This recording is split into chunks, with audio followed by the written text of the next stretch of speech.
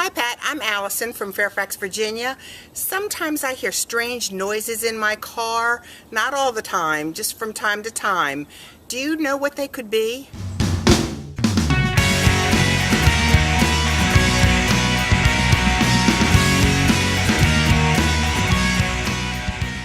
Allison, I have to tell you, the description of noises drive those of us in the business, those of us who fix cars, they drive us nuts.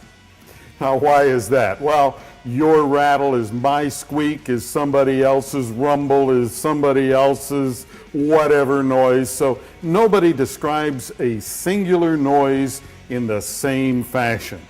So how do you go about this? Well, you describe it best you can, but when you're telling the technician about it, the things that you need to do, you need to tell them when it happens. Is it relative to temperature? Is it relative to humidity?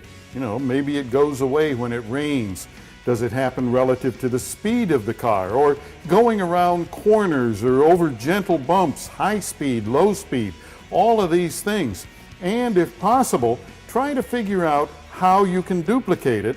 Then, when it's time to take the car in, well, take the technician for a ride, demonstrate the noise, and then you know you're talking about the same thing.